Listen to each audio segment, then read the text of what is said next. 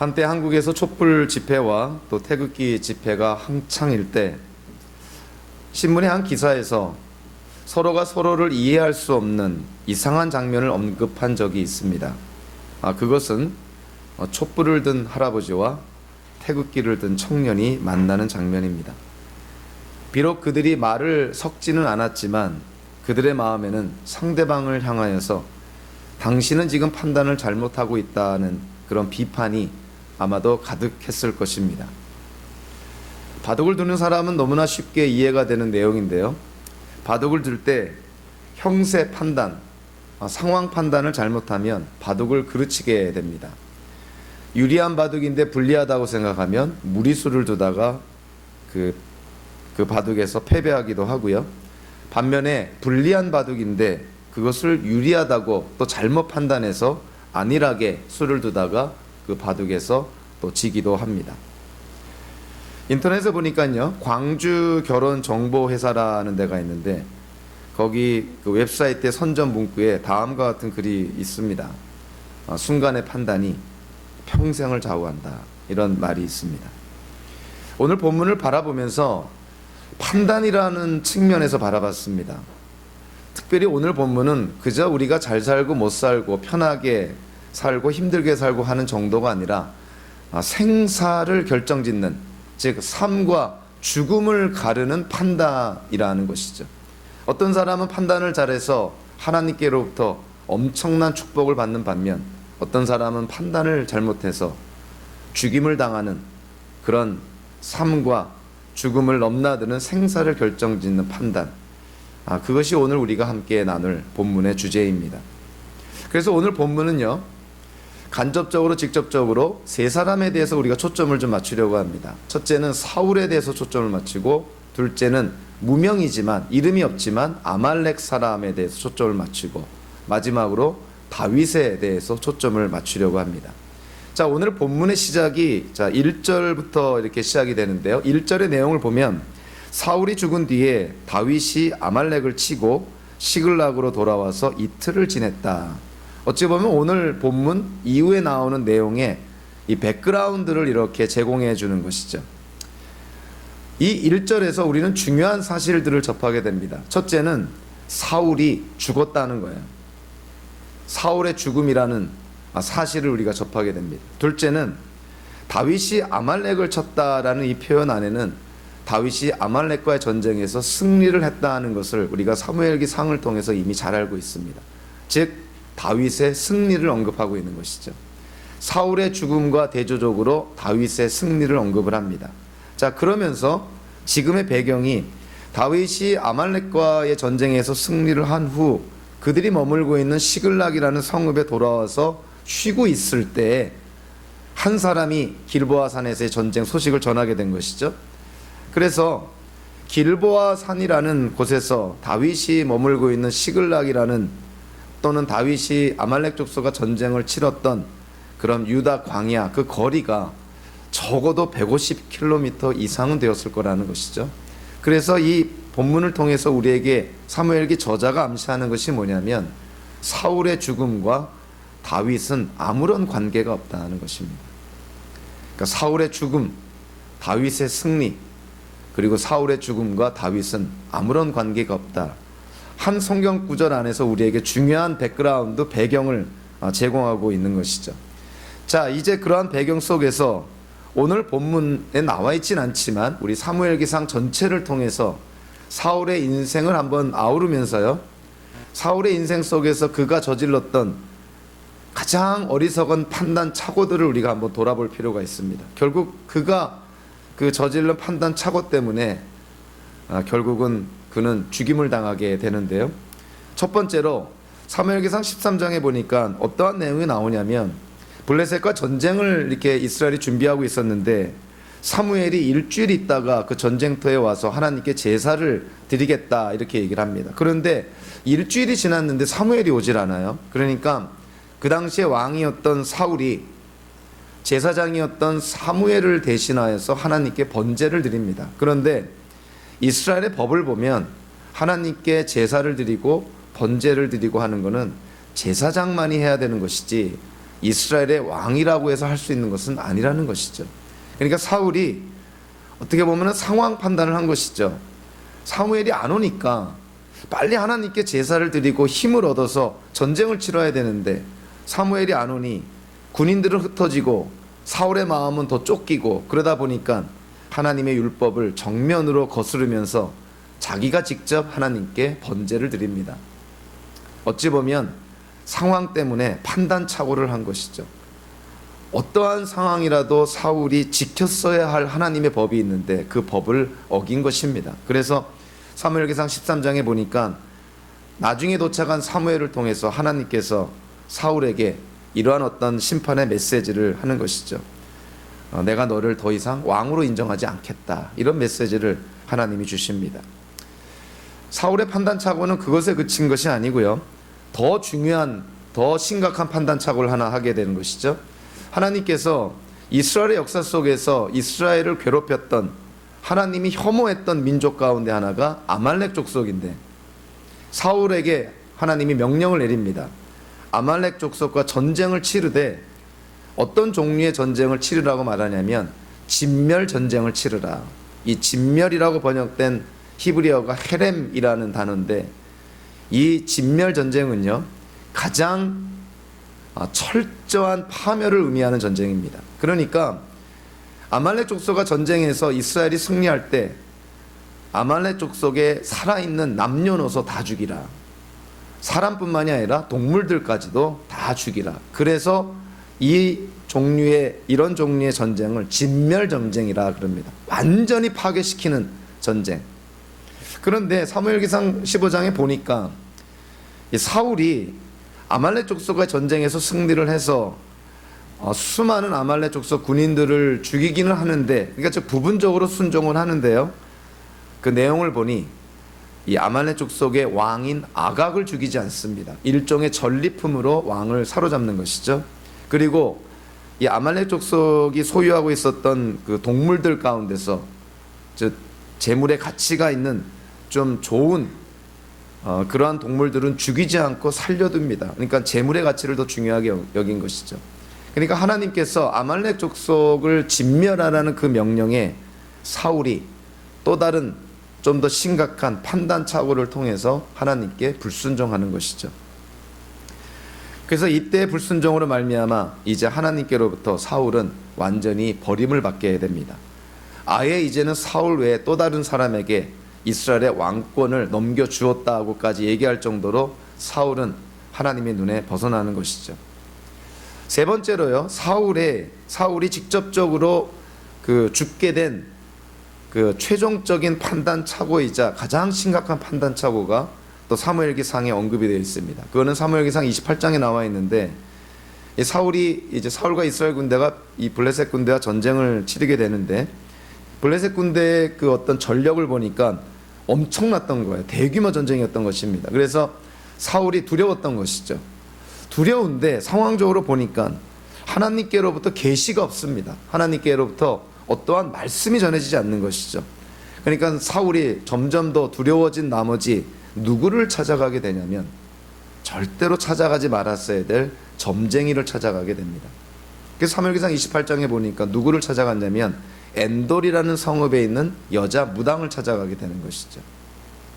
그래서 이 역대기상 10장에 보면, 이 역대기상은 이제 에스라가 지은 것으로 알려져 있는데요, 그 이스라엘 역사를 기록을 하면서 역대기상 10장에 이렇게 말합니다. 사울이 주님을 배신하기 때문에 이렇게 죽었다. 그러면서 직접적인 두 개의 이유를 언급합니다. 첫째는 사울이 주님의 말씀을 지키지 않았다. 두 번째는 점쟁이와 상의하며 점쟁이의 지도를 받았다. 즉 하나님의 지도를 받지 않고 무당, 점쟁이의 지도를 받았다는 것이죠. 사울이 죽게 된 두 개의 이유가 하나는 불순종이고 하나는 우상숭배였다는 것입니다.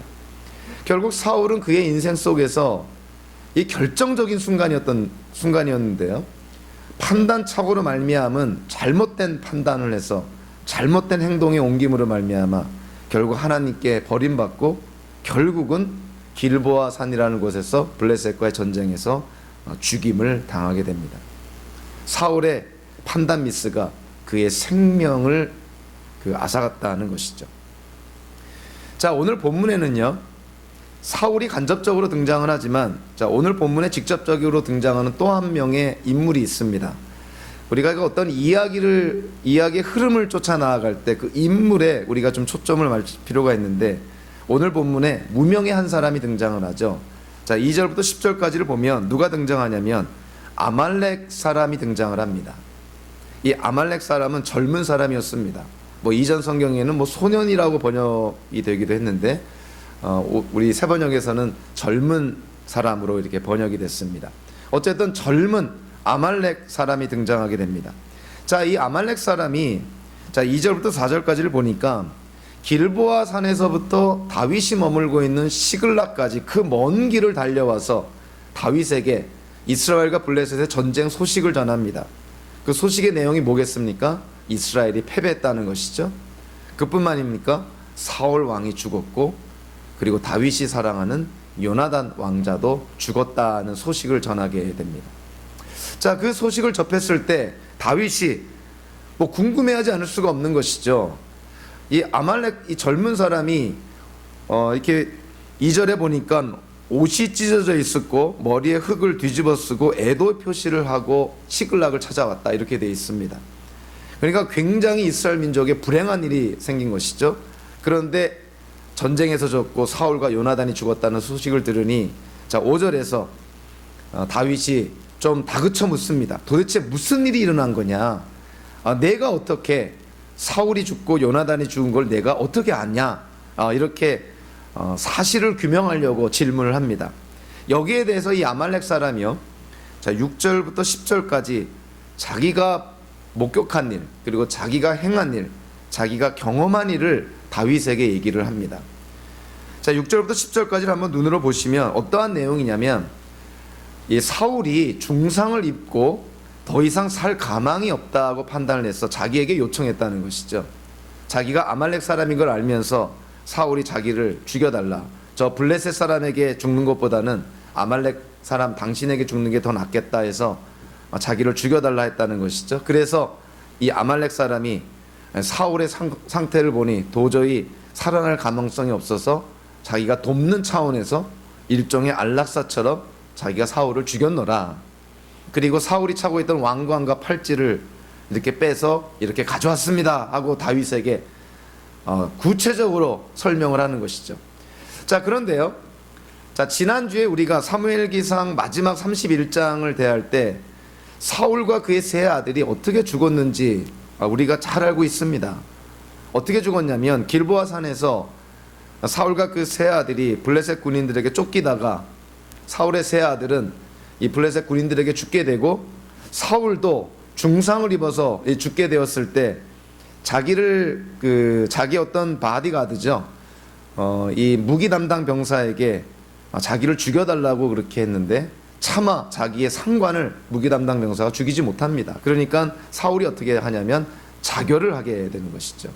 그래서 사무엘기상 31장과 오늘의 본문은 같은 사건을 좀 다르게 얘기하고 있는 것이죠.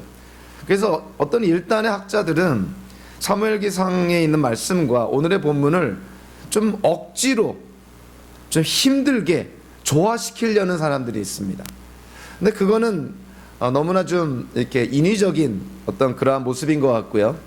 자, 오늘의 말씀을 우리가 가만히 들여다보면 과연 이 길보아 산에서 사울과 요나단의 죽음을 목격하고 지금 시글락까지 달려와서 다윗에게 그 소식을 전하는 이 아말렉 사람의 이 보고가 그가 했다는 것이 과연 사실이었을까? 이거를 우리가 한번 좀 냉정하게 바라보자는 것이죠. 자, 그래서요, 자, 오늘 본문을 우리가 일단 이 본문이 쓰여진 히브리어 단어 하나를 보면서 우리가 간접적으로 한번 찾아보고요, 그리고 이 아말렉 사람이 보고한 내용을 우리가 한번 이성적으로 논리적으로 한번 바라보면서 과연 이것이 믿을 만한 복음가를 우리가 한번 좀 함께 좀 살펴보도록 하겠습니다. 자, 6절을 한번 보시면, 자, 이 아말렉 사람이 다윗에게 이제 구체적으로 얘기를 합니다. 제가 우연히 길보아 산에 올라갔다가 사울 임금님이 창으로 몸을 버티고 서 계신 것을 보았습니다. 그때 적의 병거와 기병대가 그에게 바짝 다가오고 있었습니다. 어떤 이러한 상황을 묘사하고 있는 것이죠. 자, 이 번역 성경에서는 뭐 도저히 이게 찾아볼 수 없는 그러한 내용이긴 한데요.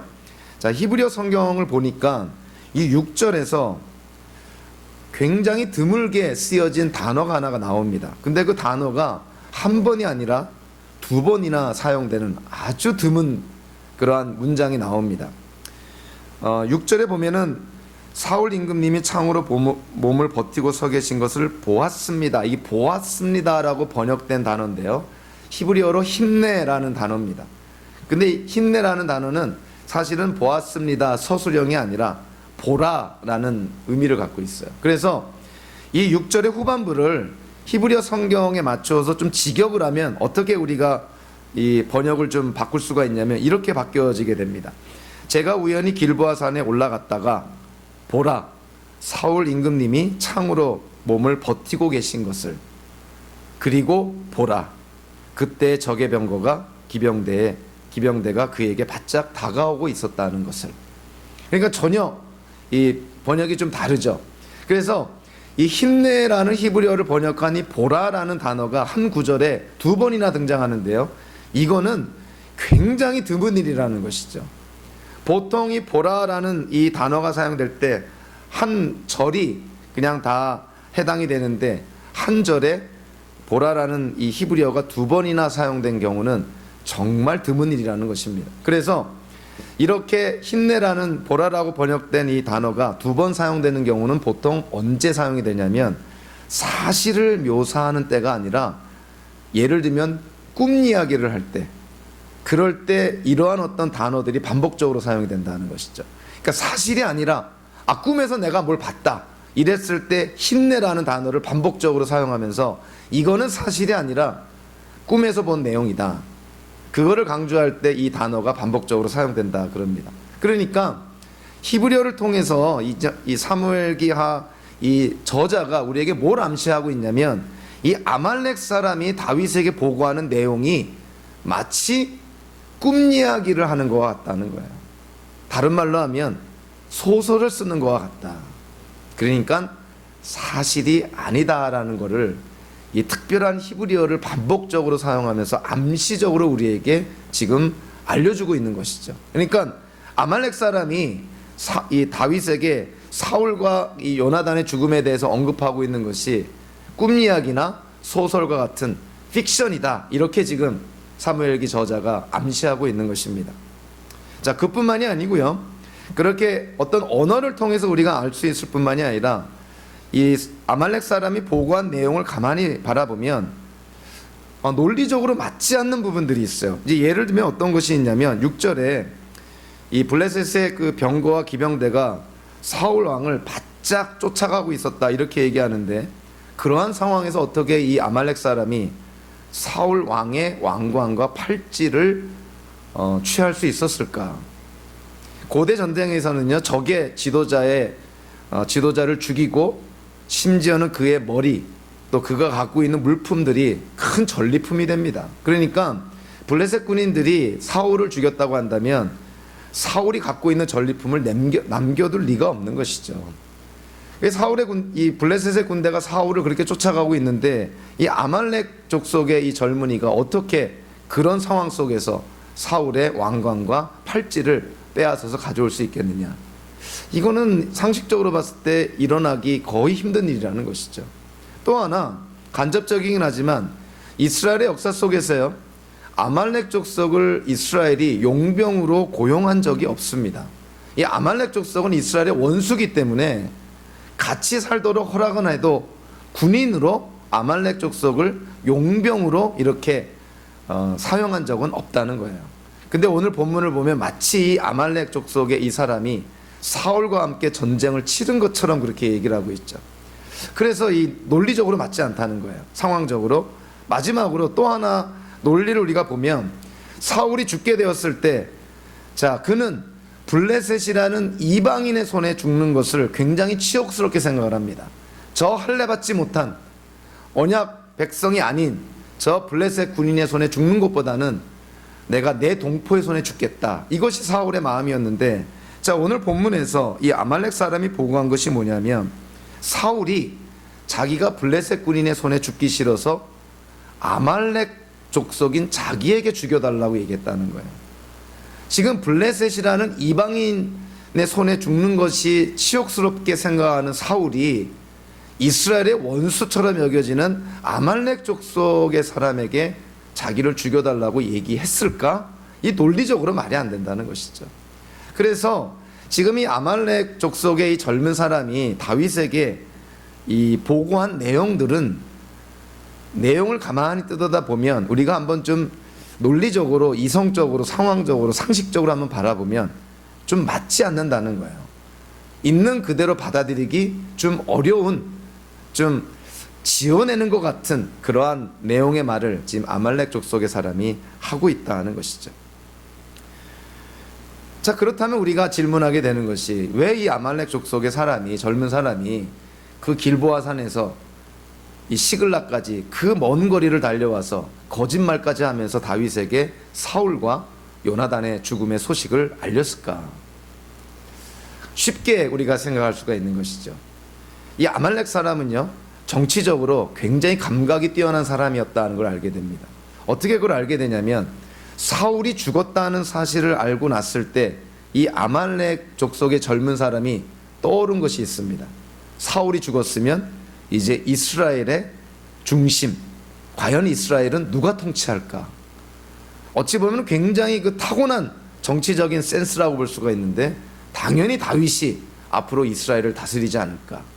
그러니까 이 아말렉 족속 이방인이면서 지금 사울의 죽음을 가장 먼저 다윗에게 알려주기 위해서 달려왔던 것입니다. 이유는 다윗이 분명히 기뻐할 것이고, 사울의 죽음에 잔치를 벌일 것이고, 자기에게 상을 줄 것이고, 나중에 다윗이 왕이 되면 자기를 등용하지 않을까. 너무나 상식적인 기대를 하게 된 것이죠. 이 아말렉 사람은 지금의 이 상황을 정치적으로 판단합니다. 정치적으로 바라보니까 이것이 최선이었던 거예요. 그것이 내가 이스라엘 안에서 잘 먹고 잘 사는 길이라 생각한 것이죠. 그런데 이 아말렉 사람은 다윗을 몰랐던 것이죠. 다윗은 지금의 이 상황을 정치적으로 판단하지 않고 신학적으로 판단합니다. 그러니까 하나님 중심적으로 판단하는 것이죠. 나에게 이것이 얼마나 이로운가, 나에게 이것이 얼마나 실리적으로 좋은가, 이해타산적으로 또 정치적으로 이렇게 판단한 것이 아니라 하나님 중심적으로 사울의 죽음, 이스라엘의 패배를 봅니다. 그러니까 이 아말렉 족속의 사람이 다윗을 몰랐던 것이죠. 이 아말렉 사람은 상황을 정치적으로 판단했다면, 다윗은 상황을 신학적으로 판단한 것입니다. 그러니까 하나님 중심적으로 상황을 바라봤던 것이죠. 이 백석대학교 송병현 교수님은요, 이 강의 시간에 그 신학생들에게 성경을 많이 읽을 것을 권면하면서 오늘의 일화를 예를 들면서 농담조로 이렇게 말한다고 합니다. 오늘 본문에 나오는 이 아말렉 젊은이가 만약에 사무엘기 상을 읽었더라면 아마 이런 일은 당하지 않았을 것이다. 사무엘기 상에 나오는 다윗의 모습이 어땠는가요? 사울을 죽일 수 있는 절호의 기회가 있었지만, 주님께 기름 부음 받은 자를 내 손에 내가 해할 수 없다. 그거는 하나님께 맡겨야 된다. 그런 어떤 하나님 중심적인 사고와 사상을 가진 그런 다윗을 이 아말렉 족속의 이 사람이 몰랐기 때문에 상식적으로 사울의 죽음을 알리면 자기는 상을 받을 거다, 이렇게 생각해서 다윗에게 달려왔던 것입니다. 그렇다면 오늘 본문에 나오는 이제 다윗의 모습을 우리가 바라봐야겠죠. 자, 이 아말렉 족속의 이 사람이 사울과 이 요나단의 그 죽음의 소식을 전했을 때, 그리고 자기가 사울을 죽였다 이렇게 했을 때 다윗의 반응이 어떻게 나오나요?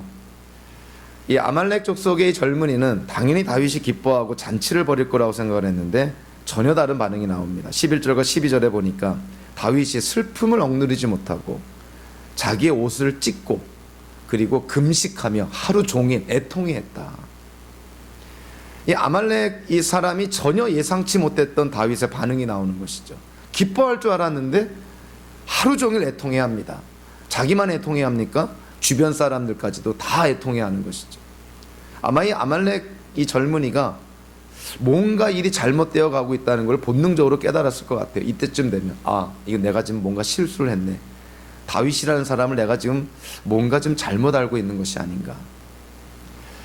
사울의 죽음 소식을 듣고 다윗이 이렇게 애통했다는 이 행동에 대해서요, 그 현대 일단의 그 학자들은 이런 다윗의 행동을 좀 진정성 있게 바라보질 않고 이 다윗이 어떤 그 정치적인 제스처를 보인 게 아니냐, 진짜 슬퍼서 그런 것이 아니라 나중에 이스라엘의 왕이 될 텐데 또 사울이 다스렸던 이스라엘을 이제 다윗이 물려받아 다스릴 텐데 사울을 따르는 자들을 결국은 다윗이 다스려야 되고 그들을 포용해야 되는데, 그러기 위해서는 나중을 위해서 지금 기쁘지만 일부러라도 정치적인 어떤 유익을 위해서라도 이 사울의 죽음에 슬픈 표정을 지어야 되는 것이 아닌가. 그래서 이 사울의 죽음에 다윗이 애통해하고 금식한 것이 아닌가. 이렇게 너무 지나치게 해석하는 그런 학자들도 있습니다. 그러나 우리는요, 사무엘기 상을 우리가 함께 나누면서 다윗은 그런 인물이 아니라는 것을 우리는 알고 있습니다. 사울의 죽음이라는 그 사실조차도 그거를 실리적으로 정치적으로 판단하는 것이 아니라 다윗은 그거를 신학적으로 하나님 중심적으로 바라본 것이죠. 죽일 기회가 있을 때도 죽이지 않는 다윗. 사울의 죽음에 다윗이 전심으로 슬퍼했다. 저는 진정성 있는 슬픔이라고 저는 생각을 합니다. 애통해했다? 저는 진정성 있다고 봅니다. 다윗은 그러한 심정을 가진 자였다는 것을 우리는 사무엘기를 통해서 깨닫게 되는 것이죠. 자, 하루의 그런 애통의 시간이 지난 후에 다윗이 질문을 합니다. 어찌 보면 이제는 좀 더 공식적으로 질문하죠. 그런데 너는 누구냐? 이렇게 물어봅니다. 나에게 이 소식을 전한 너는 누구냐? 사울을 죽였다는 너는 누구냐? 자, 거기에 대해서 이 아말렉 젊은이가 뭐라 그럽니까? 저는 13절에 보니까 이스라엘 땅에 거주하는 아말렉 사람 곧 외국인의 아들입니다. 이렇게 자기를 나타냅니다. 이스라엘 땅에 거주하는 아말렉 사람, 그러니까 이스라엘 땅 안에도 아말렉 사람이 거주할 수 있도록 허락했다는 것이죠. 곧 외국인의 아들입니다. 이 외국인이라고 번역된 히브리어가 게르라는 말인데요, 이 말은 굉장히 특별한 계층의 사람들을 지칭할 때 사용되는 말입니다. 어떠한 계층의 사람들을 지칭할 때 이 게르라는 히브리어가 사용이 되냐면 이스라엘 안에 거주하는 외국인들, 그리고 외국인이지만 이스라엘 백성과 같은 법적 신분은 갖지 못하지만, 아마 요즘 말로 하면 시민권은 갖지 못하지만, 그러나 이스라엘 법의 보호를 받을 수 있는 사람들, 그들을 지칭할 때 게르, 오늘 이 성경에서는 외국인이라 번역된 이 계층의 사람들을 지칭할 때 사용되는 말입니다. 그러니까 오늘 이 다윗에게 사울의 죽음을 알려준 이 아말렉 족속의 사람은 이스라엘에 거주하는 아말렉 사람으로서 이스라엘 법의 테두리 안에서 보호를 받고 있는 외국 사람이었던 것이죠. 그런데 이스라엘 법의 보호를 받는다는 것은 어떠한 전제, 또 이들에게 어떠한 책임이 있냐면 이스라엘의 법을 지켜야 될 책임이 있습니다. 그러니까 이스라엘 법을 지킨다는 전제하에서 이들은 하나님께서 주신 법에 의해서 보호를 받게 되는 것이죠. 그래서 이스라엘 땅에 거주하는 이 외국인들도, 게르라 칭하는 이 사람들도 안식일 계명을 철저하게 지켰어야 됐다는 것이죠. 자, 그래서요, 오늘 본문을 보니까 다윗이 이 아말렉 족속의 사람이 내가 게르, 이 외국인의 아들입니다, 이랬을 때 다윗이 이제 무엇을 적용하냐면 이 아말렉 족속에게 이스라엘의 법을, 하나님의 법을, 다윗의 법을 적용합니다. 그러니까 이 아말렉 족속이, 이스라엘의 원수로 생각하는 이 아말렉 족속이 그 사울을 죽였다고 했을 때 다윗이 열받아서 감정적으로, 즉흥적으로 이 아말렉 이 젊은 사람을 칼로 쳐 죽인 것이 아니라 이 아말렉 족속의 이 젊은이를 칼로 쳐 죽이는 즉결 처분의 그런 명령을 내린 기초가 되는 게 뭐냐면 바로 그 다윗이 다스리고 있는 그 공동체의 법이었다는 거예요. 다윗이 무엇을 법으로 삼습니까? 사울과의 관계 속에서 주님께로부터 기름 부음 받은 자를 우리는 절대로 손을 대서는 안 된다. 이것이 다윗이 정한 법이었던 것이죠. 그래서 다윗의 공동체가, 시글락에 있는 공동체가 다윗이 정한 그 법을 지켜왔던 것입니다. 근데 이 아말렉 사람이, 이스라엘의 그 보호를 받는 이 아말렉 사람이 그 다윗이 정한 법을 지키지 않았으니 그 법을 지키지 않은 대가를, 징계를 받게 되는 것이죠. 그래서 다윗이 그 징계로 아말렉 사람을 그 즉석에서 처형하는 그러한 어떤 내용이 나와 있는 것이죠. 그래서 16절에 보면 사무엘기 저자가 한 번 더 강조를 하죠. 다윗이 죽어가는 그 아말렉 사람을 향해서 이렇게 말했다 기록을 합니다. 내가 죽는 것은 너의 탓이다. 내가 너의 입으로 주님께서 기름을 부어서 세우신 분을 제가 죽였습니다 하고 너의 죄를 시인하였다. 즉 다윗이 다스리는 그 공동체에 다윗이 정한 법을 네가 어겼으니 너는 그 법을 어긴 대가로 지금 죽임을 당하고 있노라. 이렇게 말하고 있는 것이죠. 자, 이 다윗의 모습은요, 우리에게 굉장히 중요한 사실을 암시하고 있습니다. 사무엘기 3을 통해서 우리가 깨닫게 되는 것은 다윗이 갖고 있던 그 두 가지 아주 중요한 사상이 있습니다. 그러니까 다윗의 생각을 이렇게 지배하고 있는 아주 두 개의 중요한 사상이 있는데, 그 첫째가 뭐냐면 자기가 주님께로부터 기름 부음 받아서 이스라엘의 왕으로 세워진다고 그렇게 하나님이 자기를 선택한 것을 다윗이 잘 깨닫고, 그러면서 다윗이 무엇을 생각하냐면 자기가 이스라엘의 왕이 되는 시기, 자기가 이스라엘의 왕권을 받는 시기는 그것은 하나님이 정해주신다고 믿은 것이죠. 그래서 내가 세력을 규합해서 내 힘으로 이스라엘의 왕권을 찬탈하는 것이 아니라 하나님이 주실 때까지 기다리겠다 하는 것이 다윗의 아주 중요한 사상이었습니다. 또 하나 다윗이 갖고 있는 두 번째 중요한 사상은 오늘 본문과도 직접적인 관계가 있는데요. 주님께로부터 기름 부음 받은 자를 내 손을 들어서 절대 치지 않겠다. 그가 어떠한 악을 행하든, 하나님 보시기에 어떠한 죄를 행하든 하나님께서 기름 부어 세우신 왕, 그것은 하나님이 판단하시고 하나님께서 처리하시고 하나님께서 심판하시는 것이지 내가 내 손으로 처리하지 않겠다. 이것이 다윗의 아주 중요한 사상이었습니다. 그러니까 다윗이 앞으로 이스라엘의 왕이 되는 것 하나님 손에 달려 있습니다. 주님께로부터 기름 부음 받아서 이스라엘의 왕이 된 자에 대한 그런 어떤 심판, 징계 하나님께 달려 있다는 거예요. 그것이 다윗의 마음을 사로잡고 있는 아주 중요한 사상이었던 것이죠. 이 아말렉 족속의 이 젊은 사람이 그거를 깨달을 알 리가 없었던 것이에요. 상식적으로 다윗도 나와 같을 거라 생각을 해서 사울의 죽음을 알리면 자기가 상을 받고 이스라엘에서 잘 살 거라고 생각을 했는데, 다윗의 이 하나님 중심적인 신본주의적인 어떤 신권 정치의 이런 사상을 이 아말렉 족속의 사람은 깨닫지를 못했던 것이죠. 자, 지금 다윗은 어떠한 형편에 놓여 있냐면요, 사울로부터 생명을 부지하기 위해서 여기저기 쫓아다니고 도망다니고 있었죠. 그래서 어디에 정착을 하지 못합니다. 정착을 하다가도 또 도망가야 되고, 블레셋에 정착했다가도 눈치 보면서 또 여기저기 또 남모르게 또 이상한 짓도 해야 되고 참 힘든 생활을 보내게 되는 것이죠. 그러다가 다윗이 그나마 정착을 해서, 그나마 다윗이 통치자로서, 지도자로서 어떠한 공동체를 다스린다고 하는 것은 바로 이 시글락 성읍에서 살 때부터라고 볼 수가 있는 것이죠. 다윗을 따르는 군인들의 수가 몇 명이라고 그랬냐면 600명이라고 그랬죠. 가족들까지 다 포함하면 적어도 2000명이 될 거라는 것이죠. 그러니까 시글락이라는 성읍에서 2000명의 어찌 보면 주민들을 다윗이 다스리고 통치하고 있었던 것입니다. 자, 다윗이 나중에 어떻게 되나요?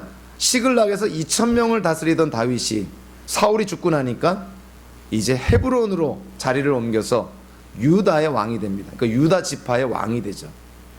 나중에 사울의 뒤를 이어서 왕이 된 이스보셋이 죽고 난 이후에 이제는 다윗이 이스라엘의 12지파의 왕이 되는데, 그때는 예루살렘으로 옮겨서 이스라엘의 12지파를 다스리게 됩니다. 이스라엘의 12지파를 다스리는 명실상부 사울의 뒤를 이은 이스라엘의 그런 왕이 됐을 때 그 다윗의 정치, 다윗이 어떻게 이 이스라엘을 정치할 것인가, 어떻게 이스라엘을 다스릴 것인가, 그거를 보여주는 첫 번째 포석과 같은 행동이 바로 오늘 본문에 나와 있는 거예요. 다윗이 시글락에서 자기를 따르는 생사를 함께한 그 2,000명의 시글락의 그 동료들, 그들의 앞에서 다윗이 뭘 보여줍니까? 내가 다스릴 나라는 하나님의 법대로 하는 나라라는 걸 보여준 것이죠. 내가 다스릴 나라, 하나님이 나에게 맡겨주신 나라는 신권 국가라는 거예요. 하나님의 하나님 되심을 인정하는 나라, 하나님의 법이 다스리는 나라. 자, 그것을 보여주는 행동이 바로 오늘 이 아말렉 이 젊은이를 다윗이 정한 법대로 처형하는 걸 통해서 어찌 보면은 이 시글락 성읍에 있는 다윗을 따르는 그 동료들, 주민들에게 사실은 공개적으로 선포한 것입니다. 내가 다스릴 나라는 이와 같은 나라라는 거야. 군사력으로, 사람의 힘으로, 물리력으로 다스리는 나라가 아니라 하나님의 법으로 다스리는 나라, 신권 국가, 신본주의적인 나라, 하나님의 나라. 이 나라가 다윗, 내가 다스릴 나라다. 이것이 오늘 본문에서 이 아말렉 족속의 젊은이를 처형함으로 말미암아 선포하는 거나 마찬가지라는 것이죠. 사울은 그의 인생 속에 판단을 잘못해서 결국은 죽게 됩니다. 오늘 본문에 나오는 이 아말렉 이 젊은 사람, 다윗을 잘못 이해해서 판단착오, 판단 미스해서 결국은 죽임을 당하게 되죠. 그럼 다윗은 어떻게 됩니까? 하나님 안에서 판단을 잘한 것이죠. 하나님 중심적으로 하나님의 법으로 하나님의 나라를 다스려야겠구나. 하나님께서 다윗을 어떻게 축복합니까? 다윗에게 영원한 왕조를 허락하시죠. 그 영원한 왕조, 결국 다윗의 그 가계를 통해서 이 땅에 참된 온 우주의 왕이신 예수님께서 이 땅에 오시는 것이죠.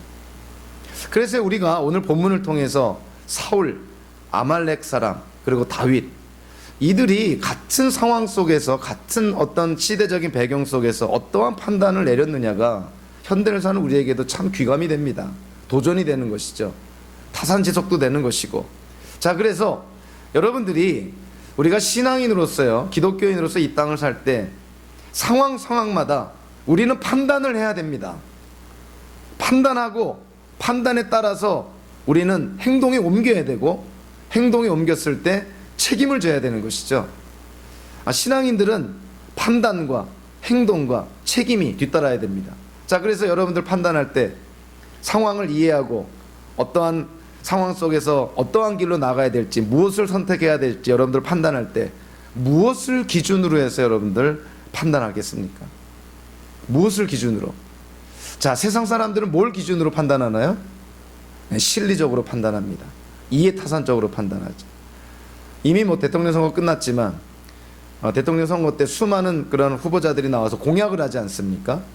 대통령 후보자들이 공약을 하는데, 자, 공약의 내용 가운데서요, 만약에 한 후보가 낸, 대통령 후보가 낸 공약의 내용이 나라 전체를 봤을 때는 옳지 않은 해로운 그런 공약이에요. 저 공약은 절대로 지켜지면 안 되는 그러한 공약이 있을 수 있습니다. 그런데 그 공약이 나한테는 유리하는 공약이 될 수가 있어요. 그러니까 나라 전체로 보면은 옳지 않은, 좀 해가 되는 공약이지만 나 개인한테는 유익한, 실리를 취할 수 있는 그러한 공약일 수 있다는 거예요. 자, 그랬을 때 여러분들은 만약에 투표를 한다면 그 후보를 찍어야겠습니까? 찍지 말아야 됩니까? 얼마나 고민이 되겠어요? 나라 전체를 생각하면 찍지 말아야 되는데, 나와 내 가족을 생각하면 나한테 유리하니까 찍고 싶은 마음이 있는 거예요. 그것이 우리 인간입니다. 어떠한 상황을 실리적으로 판단하게 되면 우리의 정체성을 잃어버리게 돼요. 기준이 없어지게 되는 것이죠. 왔다 갔다 하는 것이죠. 다수의 의견에 휩쓸리게 되는 것이죠. 그래서 우리가 이 땅을 기독교인으로 산다, 성도로 산다, 하나님의 자녀로 산다고 했을 때는 절대로 실리적으로 판단하면 안 됩니다. 그리고 상황윤리처럼 상황에 따라서 왔다 갔다 하면 안 되는 것이죠. 그건 진리를 추구하는 자가 아닙니다. 그리고 오늘 아말렉 사람처럼요, 상황을 정치적으로 판단하시면 안 됩니다. 자, 우리가 어떻게 판단해야 될까요? 누구를 따라야 될까요? 네, 다윗처럼 신학적으로 판단해야 됩니다. 어떤 상황이 주어지면 하나님과 함께 판단해 보는 거예요. 이것이, 이 상황이 하나님 안에서 내가 어떠한 판단을 하고 어떠한 결정을 내리고 어떠한 행동을 취해야 될 것인가, 하나님과 함께 하나님 중심적인 신학적인 판단을 할 수 있어야 된다는 것이죠. 요즘은 그런 어떤 그 차에 뭐 어떤 스티커나 어떤 배지를 잘 못 보지만, 한때는 미국 내에서 아주 기독교인들이 많이 사용했던 그런 스티커랑 배지가 있죠. 그게 뭡니까? WWJD라는 말이 있죠. 그게 뭐냐면 What would Jesus do? 이런 그 문장의 약자인 것이죠. 번역을 하면 예수님이라면 어떻게 하셨을까, 이런 뜻입니다. 우리 기독교인들의 그것이 주는 의미가 뭐냐면, 우리가 처한 어떤 특별한 상황, 어떤 때는 어려운 상황, 참 판단하기 어려운 그런 상황에 딱 접했을 때, 만약에 예수님이 나와 같은 상황이라면 어떻게 하셨을까, 그거를 물어보는 거예요. WWJD. 현대를 사는 우리도 항상 물어봐야 되는 것이죠. 이 상황에서 예수님이라면 과연 어떻게 하셨을까? 나한테 좋고 나한테 불리하고 뭐 느낌이 좋고 나쁘고 이런 게 아니라, 성경에서 계시된 예수님이라면 내가 처한 이 상황에서 과연 어떠한 판단을 하고 어떠한 선택을 하고 어떠한 결정을 내렸을까? 그것이 저와 여러분들이 매일매일의 삶 속에서 어찌 보면 순간순간마다 우리가 꼭 알아야 되는 것이죠.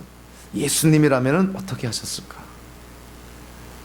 만약에 내가 처한 상황 속에서 예수님이라면 이렇게 하셨을 거야, 만약에 그러한 어떤 답을 얻게 된다면, 그러한 확신을 갖게 된다면, 그것이 하나님의 뜻입니다. 내가 좋고 싫어하는 것은 2차적인 것이고요, 나에게 유익하고 불리한 것은 2차적인 것이고요, 심지어는 우리나라의 좋고 나쁘고 이것도 사실은 2차적인 것이고요, 하나님 안에서 하나님의 관점에서 예수님이라면 어떻게 하셨을까, 그것이 사실은 우리의 어떤 선택의 판단의 기준이 되어야 될 것입니다. 오늘 본문은 우리에게 도전도 되고 또 경고도 주고, 그러나 격려도 주는 참 귀한 말씀입니다.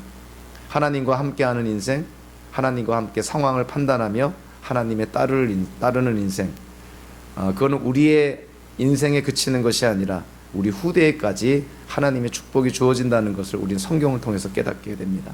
저와 여러분들의 삶을 통해서, 우리 한 사람의 인생을 통해서 우리가 살고 있는 이 시대뿐만이 아니라 우리의 후손들까지도 하나님께 복을 받는 그런 성도의 삶을 사시기를 주님의 이름으로 축원합니다. 기도하겠습니다.